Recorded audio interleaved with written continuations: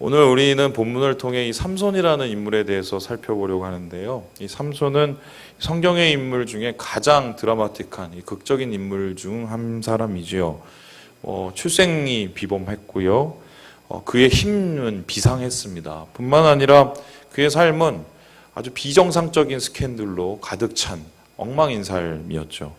많은 사람들이 이 이야기가 재미있는 이유가 뭐냐면 우리의 모습과 많이 닮으면서 우리의 모습과 매우 다르기 때문이 아닌가 싶은데요. 이 화가들의 경우는 이 삼손의 이야기가 더욱 매력적이었던 것 같습니다. 그래서 이 많은 화가들이 삼손을 주제로, 삼손을 소재로 그림을 그렸어요.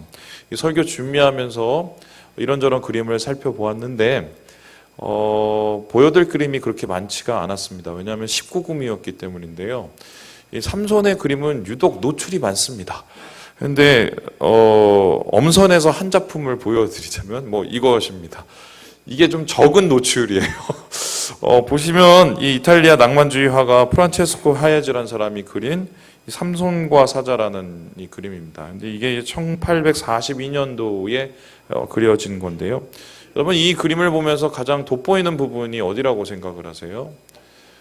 초콜릿 복근이라고 얘기하시는 분도 있겠지만 잘 보시면 이 길게 산발된 머리가 독특하게 이제 드러나 보입니다. 이 마치 이 삼손 밑에 지금 때려잡은 그 사자가 보이죠? 그 사자의 갈퀴 마냥 지금 삼손의 머리가 이렇게 길게 산발이 돼서 내려 있죠. 맞아, 그의 힘을 상징하는, 사자를 이긴 그의 힘을 상징하는 듯 하는데요. 그러나 이제 삼손의 길게 내린 이 머리털은 사실 삼손이 누구인가 그 정체를 드러내는 것이라고 할 수 있겠습니다. 그는 태어날 때부터 구별된 나시린이었어요. 나시린. 이 나시린이란 말이 뭐냐? 나시린의 이 히브리어가 나지르라는 뜻인데요. 이 나지르라는 단어는 성별된 사람, 헌신된 사람, 드려진 사람이라는 뜻입니다. 이제 하나님은 이 나시린을 택해서 특별히 어떤 기간 동안에 하나님 자신에게 봉헌을 하기를 원하셨어요. 그래서 나시린의 약속을 하면은 하나님 앞에 드려지기 때문에 꼭 지켜야 될 몇 가지의 규약이 있었습니다. 이 삼손처럼 이 머리를 대지 않는, 이 손을 대지 않는 것뿐만 아니라 이 나시린의 서약에는 크게 세 가지의 규칙이 있었는데요. 민수기 6장에는 이를 이렇게 설명하고 있죠. 우리 같이 한번 6장 2절에서 6절까지 읽어봅니다. 시작.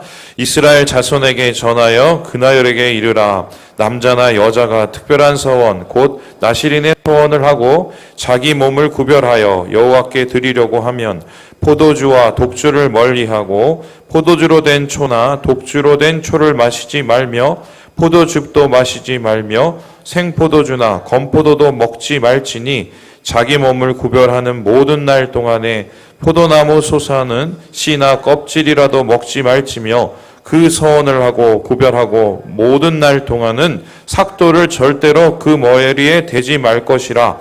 자기 몸을 구별하여 여호와께 드리는 날이 차기까지 그는 거룩한즉 그의 머리털을 길게 자라게 할 것이며 자기의 몸을 구별하여 여호와께 드리는 모든 날 동안은 시체를 가까이 하지 말 것이요.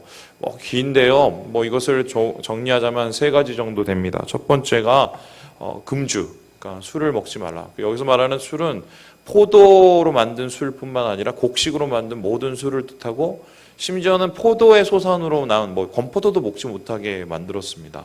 두 번째는 뭐냐면은 삭발 금지. 한마디로 머리가 자랄 때 거기에 칼을 대지 않도록 했습니다. 아까 보는 것처럼 그래서 산발이 돼도 내비로 둬야 돼요. 뿐만 아니라 세 번째는 뭐냐면 시체나 사체, 주검 같은 것을 접촉하지 말라라고 얘기를 했습니다. 이 하나님께서 이와 같이 좀 까다로운 또 굉장히 좀 단호한 이 규칙을 나시린들에게 명령한 이유가 무엇일까? 바로 이 헌신에 대한 것을 가르치려고 그러는데요. 이 나시린을 통해서 참 헌신이 무엇이냐, 그 헌신을 이렇게 가르치려는 하나님의 의도죠. 그래서 그 하나님의 의도를 한 세 가지 정도로 정리를 해보면 다음과 같은 거예요. 첫 번째가 뭐냐면 세상과 구별된 삶이에요. 이게 무슨 소리냐? 진정한 헌신이라는 것은 하나님 앞에 드려지는 것이고 하나님 앞에 드려진 사람은 세상과 분리가 아닌 구별된 삶을 살게 된다는 것입니다. 세상의 타락한 문화나 세상의 가치를 좇지 않는다는 것인데요. 특별히 하나님께서 이 포도주나 포도의 소산물을 금하신 이유가 무엇인가? 바로 이 가나안의 우상 문화의 핵심이 포도와 관계에 있기 때문이에요. 더 많은 더 풍성한 포도를 받기 위해서 그들의 우상에게 절하고 건포도를 갖다 바치기도 하고요. 심지어는 포도로 만든 술을 통해서 쾌락의 우상 축제를 벌였습니다. 그래서 하나님께서는 이러한 이 가나안의 우상 문화와 이방 문화는 이 죄악은 모양도 갖지 말라고 생각을 하시고 단호하게 지금 이 나시린의 서약 속에서 이 포도, 금주 이런 거를 이렇게 요구를 하셨던 거예요. 이 두 번째로 나시린의 서약에 나타난 이 헌신의 정신은 하나님의 소유된 삶이라는 거예요. 무슨 소리냐? 하나님 거라는 뜻이에요. 나시린은 하나님 거, 헌신된 자는 하나님 거라는 걸 나타내는 것입니다. 특별히 이제 나시린의 머리는 산발이 되어 있는데 이 산발이 된 머리를 왜 하필이면은 하나님께서 다른 식으로도 할 수 있을 걸 머리를 깎지 말라고 했을까? 이 예나 지금이나 머리라는 것은 그 사람의 자존심과 주권을 뜻합니다. 그래서 누구에게 우리가 머리를 조아린다는 것은 무엇인가요? 내가 그 사람한테 알아서 기고 충성할 것을 이렇게 보여주는 행위이지요. 그래서 나시린이 머리털을 건드리지 않는다. 이거는 하나님이 약속해서 안 건드린다는 뜻은 뭐냐면 내가 하나님 거, 나는 하나님의 소유된 자, 하나님은 나의 주인이라는 것을 나타내는 것입니다. 그래서 나시린의 머리를 나타낼 때 흥미로운 게 이 나실이라는 단어가 나무에도 사용이 되고 있어요. 그게 무슨 소리냐? 우리 함께 레위기 25장 5절 말씀을 같이 한번 읽어보죠. 시작. 내가 거둔 후에 자라난 것을 거두지 말고 가꾸지 아니한 포도나무야. 이스라엘에는 하나님께서 명령하신 안식년이라는 게 있습니다. 그건 뭐냐면 6년을 농사를 짓고 마지막 한 해를 그냥 내버려 두라는 거예요. 땅을 쉬게 하고 쉬게 할 뿐만 아니라 하나님께 바치라는 것입니다. 그것은 이제 이스라엘의 농사를 풍성하게 만들기 위한 한 가지의 방법이기도 했지만 하나님 것을 구별하라는 거죠. 그런데 거기에서 특별히 한 해 동안 내버려 뒀는데 자란 그 포도나무의 무성한 가지를 뭐라고 하느냐? 나지르라고 해요. 나시린이라고 똑같은 단어예요. 그러니까 이 나시린의 머리를 보면서 사람들이 그 포도나무하고 비슷하게 보면서 포도나무 안식년 때 드리는 하나님 거, 나시린 머리 무성한 거 저 사람 하나님 거 이렇게 인식하게 만들어 놓은 것이지요. 그래서 하나님의 것, 하나님의 헌신된 자라는 것을 드러내는 게 바로 이 하나님의 소유된 삶을 말하는 것입니다. 세 번째로 나시린의 이 서약의 이 지향점 뭐냐? 왜 하나님께서 세상과 구별되게 하셨냐? 왜 하나님의 소유가 되게 하셨냐? 그 최종적인 목표는 예배하는 삶이었어요. 특별히 이 나시린의 이 그 규약 중에 금주, 시체 접촉 금지는 대제사장의 규약과 동일합니다. 그러면 대제사장은 어떤 사람인가요? 하나님 앞에 예배를 하기 위해서 세워진 사람들이죠. 그러면 예배를 위해서 자기 몸을 돌아보고 자기 몸을 경건하게 하라는 것과 지금 나시린이 그 규약을 지키라는 것은 똑같은 의미예요. 그래서 하나님께서 원하시는 헌신은 무엇이냐? 우리가 우리 스스로를 예배자로 만들어가는 것이다. 하나님을 만나는, 하나님을 경외하는 예배의 삶을 살기 원하시는 게 바로 나시린을 통해서 드러내기 원하셨던 헌신의 모습이었다는 것입니다. 그래서 나시린들은 가나안 문화와 결별한 채 포도주를 멀리했고 자신의 머리털을 산발한 채 하나님의 주인 되심을 인정해 드리며 무엇보다도 자신의 삶을 하나님 앞에 드리는 예배자로 서기 원하셨던 것, 그것이 바로 나시린에게 원했던 삶이요 삼손에게 원했던 삶이었던 것입니다. 그런데 삼손은 그런 삶을 살았느냐? 나시린의 삶을 살았느냐? 드려진 자 예배자의 삶을 살았느냐? 여러분 어떻게 되었습니까? 아니죠. 그는 나시린의 서약을 자신의 인생 속에서 제대로 지켜본 적이 한 번도 없습니다. 한 번도 없어요. 태어날 때부터 나시린으로 구별된 자임에도 불구하고 엉망 그 자체의 삶을 살게 되었지요. 여인과 결혼하는 첫 번째 그의 결혼 뭐였습니까? 이방 여인하고 결혼하는데요. 이방 여인하고 결혼하는 그 자리에서 이 블레셋 사람들, 이방 사람들과 함께 광란의 술 파티를 벌입니다. 이미 포도주 먹지 말라는 것을 깨버리죠. 뿐만 아니라 나중에 이 돌아가는 길에 사자를 때려잡고 그 사자의 이 주검, 이 사체에서 꿀이 이렇게 생겨난 거예요. 거기에 이제 벌들이 모여서. 그런데 삼손이 그거를 보다가 그 꿀이 탐나서 사자의 주검을 건드리고 맙니다. 그러면 어떻게 돼요? 사체를 건드리지 말라는 하나님의 서약을 깨트려 버린 게 된 것이죠. 그래서 이러한 서약의 끝장은 결과적으로 삶의 끝장이 나타나는데요. 난잡한 성생활, 끊임없는 스캔들, 바로 나시린이라고 하기에는 말도 안 되는 삶을 드러낸 것이지요. 자, 그런데 중요한 것은 나시린의 서약이 무너짐과 동시에 삼손의 삶도 무너졌다는 것입니다. 뿐만 아니라 하나님께서 삼손에게 주셨던 이 사명마도 무너져 버렸는데요. 사사기의 기자는 이 나시린 삼손이 이토록 지독하게 무너진 이유, 그가 이 나시린 서약을 무너뜨린 이유를 다음과 같이 설명하고 있습니다. 우리 14장 3절의 말씀을 같이 한번 읽어보지요. 14장 3절입니다. 시작. 그의 부모가 그에게 이르되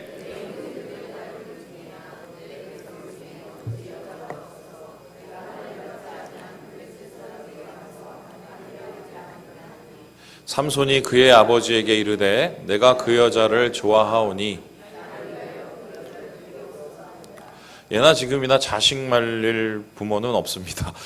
삼손도 역시 마찬가지였는데 부모가 말리는 결혼을 했어요. 근데 부모가 말렸던 이유는 그 며느리 될 사람이 싫어서가 아니라 하나님이 원하지 않는 결혼을 했기 때문이죠. 왜냐하면 블레셋 사람 이방 여자하고 결혼했기 때문입니다. 그런데 이방 여자하고 결혼을 했을 때 삼손이 그 결혼의 이유를 무엇이라고 얘기하느냐, 이 말씀을 보니까 그 여자를 내가 좋아한다, 내가 그 여자를 좋아하니까 결혼하겠다라고 얘기를 합니다. 여러분 이 결혼의 연령에 따른 대상이 이렇게 바뀌잖아요, 여자들은. 근데 남자들은 10대, 20대, 30대, 60대, 70대까지 똑같습니다. 뭐죠? 이뻐서 좋아하고 결혼하죠. 그런데 여기서 내가 좋아한다는 이 말은 그 여자가 이뻐서 결혼을 한다, 난 그 여자가 너무 용모가 출중해서 결혼한다는 뜻이 아니에요. 보통 그러한 이쁘다라는 말을 쓸 때는 히브리어로 토브라는 단어를 쓰거든요. 그런데 이 말씀에 내가 그 여자가 좋다라는 이 단어는 야사르예요. 그럼 이 야사르는 뭐냐? 한마디로 죄송한 말씀이지만 내 맘대로, 내 꼴리는 대로 그 여자를 택하겠다라는 뜻이에요. 그렇다면은 바로 지금 삶의 주인, 이 삼손의 삶의 주인이 자기 자신이라는 걸 드러내는 겁니다. 내 삶을 건들지 마라. 나는 내 삶의 주인이고 내가 여자 하나 내 맘대로 못 택하냐? 아버지 건들지 마세요. 하나님이 싫다고 해도 난 내 맘대로 할 거예요 라고 하면서 지금 하나님과 부모의 마음이 아닌 자신이 삶의 주인된 그런 삶을 사는 게 지금 삼손의 모습입니다. 근데 흥미로운 게 자신이 주인된 삶, 제멋대로의 삶을 살면서도 삼손에게는 좀 다른 진심이 있었어요. 이렇게 엉망으로 살고 난 내 멋대로 살 거야. 난 하나님이 원하지 않아도 그냥 할 거야. 부모가 원하지 않아도 그 여자랑 결혼할 거야 하면서도 그의 진심에는 조금 다른 게 있었어요. 그게 뭐냐? 우리 함께 말씀 17절의 말씀을 같이 한번 읽어보도록 하겠습니다. 17절입니다. 시작. 삼손이 진심을 드러내어 그에게 이르되 내 머리 위에는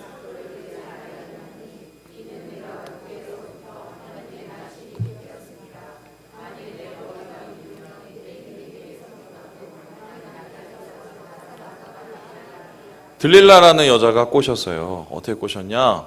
가르쳐줘라. 당신의 힘의 비밀은 무엇이냐? 삼손이 안 가르쳐줬죠? 3번이나 속고 나서 이제는 나랑 이제 결별하자. 끝장까지 가니까 삼손이 자기의 진심을 드러냅니다. 그 진심이 뭐냐? 이 고백이 더 얼마나 웃겨요. 사실 나는 나실이냐? 이렇게 얘기를 했어요. 아니 성적 추문의 스캔들의 모든 서약은 다 어기면서 삼손은 자기 자신을 어떻게 생각하냐? 나는 구별된 사람 나실이냐? 이렇게 얘기를 했어요. 근데 그렇게 구별된 사람 나신인이라고 장담을 했던 이유가 있습니다. 뭐냐면 내가 다른 건 몰라도 한 가지는 하는데 그게 뭐예요? 머리는 안 깎는다는 거예요. 그러니까 머리만 안 깎으면 그래도 나는 나신이야. 이런 원인 모를 자신감이 그의 마음속에 있었어요. 머리털 7가닥, 그가 밀지 않은 이 머리털 7가닥이 바로 자신은 어떻게 망가지고 내 삶이 무너져도 나는 여전히 하나님의 헌신된 자, 하나님의 예배자, 하나님의 구별된 자라는 그런 생각이 그의 마음속에 있었던 것입니다. 이 머리털 7가닥을 이따금 이제 착각하시는 분이 있는데 마치 이제 삼손의 머리털 중에 특별한 7가닥이 있거나 아니면은 7가닥을 베어서 힘이 사라진 것처럼 생각하시는 분들이 있습니다. 그런데 여기 이 성경에 나타난 머리털 7가닥은 그런 뜻이 아니에요. 7을 가르치는 이 7을 가르치는 이 단어인 쉐바라는 단어가 세 가지의 의미가 있어요. 첫 번째가 뭐냐면은 말 그대로 숫자 7, 그리고 두 번째가 뭐냐면은 완전함, 완전수를 뜻하고요. 세 번째가 뭐냐면 맹세와 서약을 나타내는 단어입니다. 그래서 이 쉐바라는 단어, 여러분 하나님이 며칠 만에 세상을 창조하셨죠? 모르세요? 7일 만에 창조하셨죠. 그러니까 이 7은 하나님의 완전한 창조를 하고 하나님께서 이 창조를 하시면서 마지막 날에 어떻게 합니까? 인간과 언약을 하셨죠. 그래서 이 쉐바라는 단어에는 맹세와 언약과 완전한 하나님의 은혜를 나타내는 단어가 바로 이 머리털 7가닥, 7이라는 숫자의 의미인 것입니다. 그래서 7가닥이 잘렸다는 소리는 단순히 그 7가닥에 뽑혀진 게 아니라 머리털이 다 밀린 것이고 그와 하나님과의 관계가 송두리째 뽑힌 것이고 하나님하고의 맺었던 약속과 언약이 다 깨어지고 무너진 것을 뜻하는 것입니다. 한마디로 나시린의 서약이 파기되고 이제는 한마디로 아무것도 아닌 하나님과 완전히 결별한 상태가 7가닥이 잘려지는 것이지요. 그래서 나시린의 머리털, 한마디로 이 나시린의 서약 중 가장 겉으로 드러나고 나타내는 일종의 그런 모습인데요. 삼손이 이미 무너졌는데 나시린 서약을 무시한 지 오래인데 헌신의 삶을 포기한 지도 오래인데 하나님이 왜 힘을 거두지 않았을까? 이거는 삼손의 진심과 고백과 좀 관련이 있어요. 무슨 소리냐? 삼손의 머리털은 단순히 힘의 근원을 넘어선 하나님과의 관계의 마지노선, 최후의 보루라는 거예요. 그러니까 이 선을 넘어서면 이제 그는 더 이상 없는 거예요. 그리고 하나님도 지금 이 머리털 7자락 때문에 그나마 이 사람을 붙잡고 있는 거지, 이 선을 넘어서게 되면은 더 이상 삼손을 어떻게 할 수 있는 방법이 없는 것, 바로 이 삼손의 머리털 7가락은 최후의 신앙적 보루이자 하나님이 붙잡고 계시는 마지막 손길을 뜻하는 것입니다. 그래서 이와 같은 삼손의 신앙관이 과연 옳은가 옳지 않은가를 따져보기에 앞서서 우리가 한 가지 얻게 되는 교훈이 있어요. 아무리 망가져도 머리털 7가닥만 붙잡고 있으면 희망이 있고, 아무리 망가져도 머리털 7가닥만 내가 깎지 않는다면 괜찮다는 이런 생각이, 신앙에는 넘지 말아야 될 선이 있어요. 그러니까 쉽게 설명하면은 우리 신앙의 믿음에 최후의 보루가 있어요. 최후의 보루.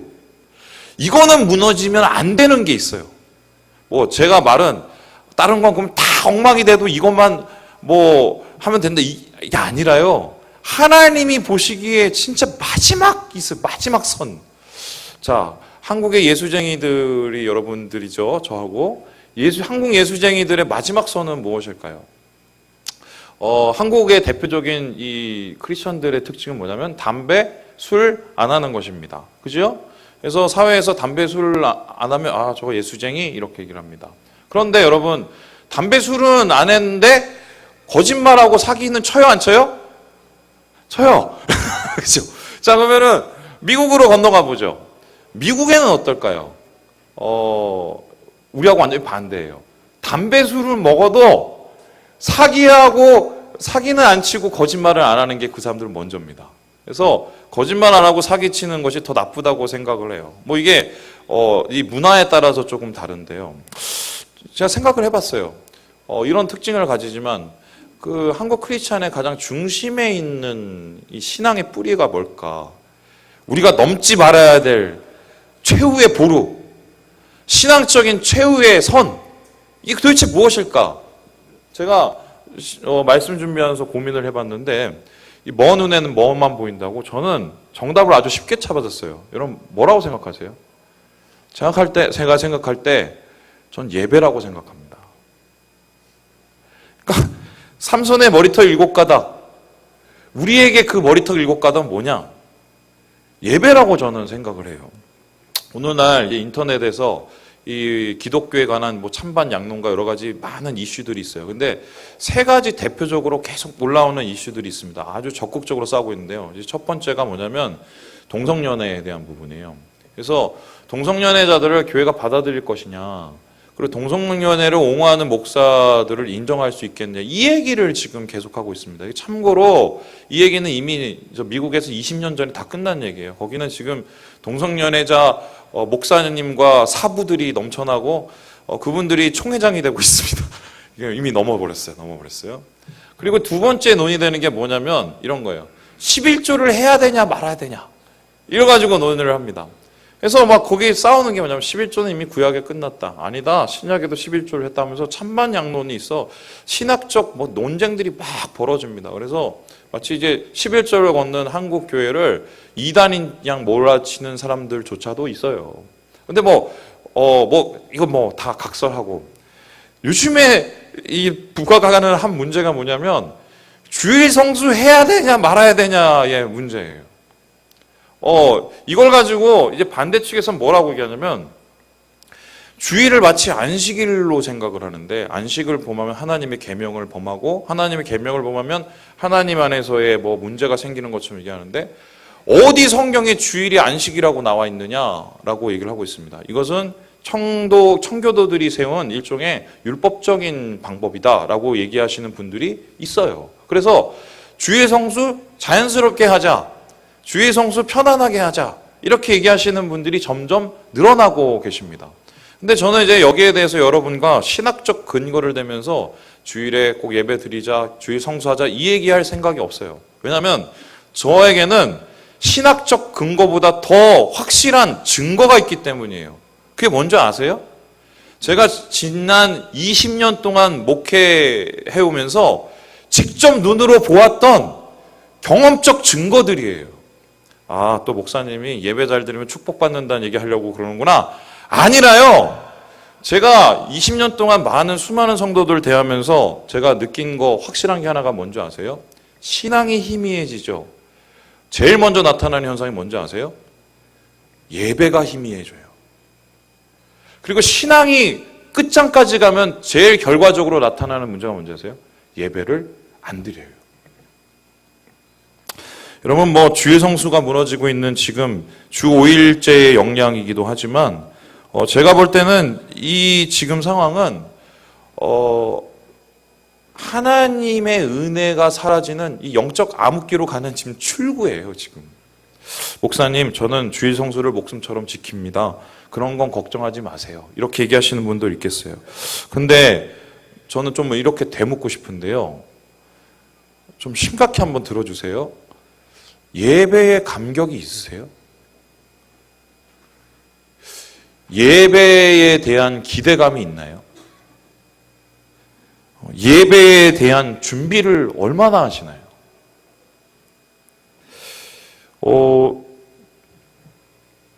저는 주일 예배의 중요성을 그렇게 얘기하고 싶어요. 예배의 마무리며 새로운 시작이다. 무슨 소린가요? 하나님은 삶의 예배라고 우리에게 가르칩니다. 그렇다면 주일 예배는 지난 한 주간의 삶에 치열했던 삶의 현장에서의 예배를 마무리하는 시간이에요. 내 자신의 한 주간을 돌아보면서 무너졌던 것, 또 내가 망가졌던 것, 주님 앞에서 다시 돌이키며 하나님 앞에 나아가는 시간. 그리고 오늘 이 주일 예배는 한 주간, 앞으로 한 주간의 예배를 시작하는 시간이에요. 상처를 받았으면 주님 앞에서 해결받고, 또 내가 하나님 앞에 위로받고 용기를 얻고 세상으로 나갈 수 있는 힘을 얻는 시간이 바로 주일이자 하나님 앞에 예배를 드리는 시간이거든요. 그래서 비약하자면 주일 예배를 실패하면 2주간을 망쳐버리는 거예요. 마무리를 못하고 출발을 못하면 우리는 그냥 그저 그렇고 그런 하루를 또 살아가게 되는 셈이거든요. 여러분 아시겠지만 언제 불이 떨어졌나요? 오순절에 그 불은 언제 떨어졌나요? 그들이 하나님 앞에 예배하는 이 순간, 이 부활의 날에 하나님 앞에 예배하는 이 순간 하늘로부터 불이 떨어져 두려움 가운데 있는 제자들이 힘을 얻고 세상으로 나가지 않았습니까? 바로 이 예배의 불, 예배를 사모하는 마음, 예배의 감격으로 우리의 마음을 충만히 기대하는 마음이 우리에게 있냐 없냐가 오늘날 우리가 사나 죽냐에 대한 삼손의 머리털 7가닥과 같은 그런 중요한 최후의 보루라고 저는 생각을 합니다. 예전에 제가 모교회에서 예배 인도자로 사역을 했어요. 예배 인도자로 사역을 했었을 때 전 그때 청년이었고요. 쥐뿔도 몰랐습니다.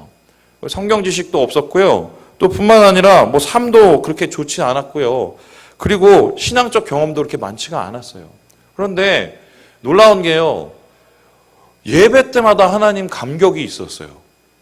그리고 더 중요한 게 뭐냐면 그때 저하고 같이 예배팀을 하시던 그 청년들이 있는데 그 예배팀들이 다 은혜 받고 은사 받고 방언 터지고 하나님의 능력을 다 체험을 했어요.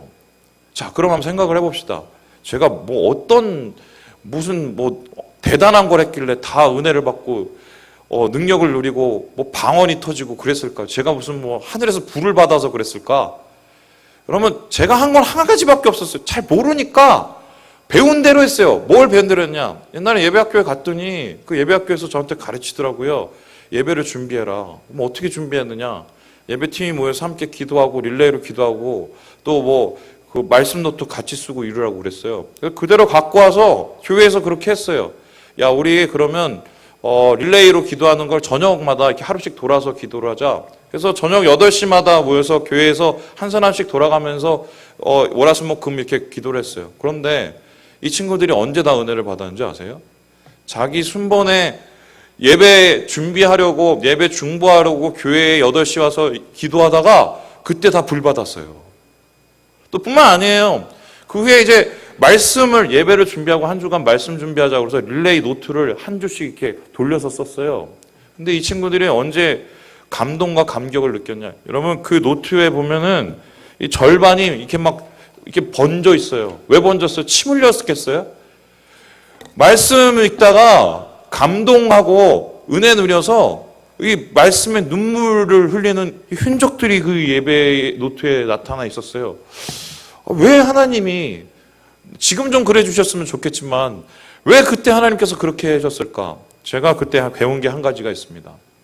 그것이 뭐냐면 하나님은 예배를 사모하는 자들을 가까이 하세요.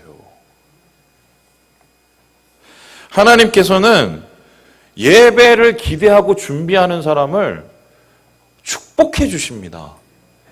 이게 뭐 전 목에 칼이 들어와도 얘기할 수 있어요. 제가 경험한 것이기 때문에. 오늘 이 머리털이 밀린 이 삼손의 모습은 예배를 잃어버린 현대 기독교인이라고 저는 보게 됩니다. 머리털이 밀린 삼손은 통째로 삶이 밀려버리고 눈을 뽑히고 조롱을 당하게 되지요. 다음 그림을 보시는 것처럼 그의 눈이 지금 뽑혀서 사람들의 엉망이 된 이 조롱이 되고 사람들의 조롱과 또한 재미거리가 돼버리는 그런 추악한 이 모습으로 떨어지게 되거든요. 여러분 이 신앙의 마지막 보루를 무너뜨린 사람은 여자고요. 들릴라였습니다. 참고로 말씀드리면 이 들릴라라는 이 이름은 밤의 여자라는 뜻이고요. 삼손이라는 이름은 작은 태양이라는 뜻인데 밤의 여자가 태양을 막아버린 거예요. 그러면 밤의 여자가 어떻게 태양을 막았나요? 유혹, 좋아하는 것, 또 예배를 가로막기 위한 어떤 이유들. 그래서 저는 이렇게 얘기하고 싶어요. 우리의 들릴라는 도대체 무엇인가? 마지막 보루인 예배의 기쁨과 감격을 빼앗는 우리의 들릴라는 도대체 무엇인가? 그것이 사람이든 세상이든 어떤 이유든 나의 기호든 간에 우리가 버려야 될 장벽이자 무너뜨려야 될 우리 앞에서의 문제거리들이죠. 하나님께서는 오늘 이 말씀을 통해서 머리털 7가닥이 밀어져서 망가진 이 삼손의 모습을 통해서 우리에게 얘기를 하고 있어요. 니네는 똑바로 해. 니네 이러지 마. 마지막 손은 붙잡고 있어야 돼. 우리에게 하나님께서 그렇게 얘기를 하고 있는 것입니다. 지금 이 순간도 사단은 우리의 영적인 눈을 가로막으려고 합니다. 우리에게 비춘 하나님의 영광을 가리려 합니다. 무엇을 통해서요? 예배를 강탈하려는 많은 이유들을 통해서. 이제 심각히 고민해 볼 때 나는 무엇을 내려놓고 이 예배의 끈을 다시 붙잡아야 되는가? 어떻게 하면 나는 예배의 감격을 다시 회복할 수 있는가? 어떻게 하면 내 안에 예배의 불이 다시 살아날 수 있는가? 여러분, 이것이 바로 신앙인이 서고 일어서는 문제요. 또한 신앙인이 다시 하나님 앞에 회복되는 문제와 연결이 되어 있다는 것입니다. 말씀을 마치려고 합니다. 여러분, 머리털 7가닥은 끝까지 붙잡아야 됩니다. 신앙인은 예배를 끝까지 포기하지 말아야 돼요. 우리가 하나님 앞에, 복음 앞에 서서 다시 예배 드리던 그 감격, 그 열정, 그 기대, 그것이 우리에게 회복이 돼야 하나님의 능력이 우리 안에 거하는 것입니다. 주님 안에서 이 능력을 누리시고, 이 은혜를 누리시고, 이 기쁨을 회복하시는 우리 사랑하는 지체들 되시길 주님의 이름으로 축원합니다. 기도하겠습니다.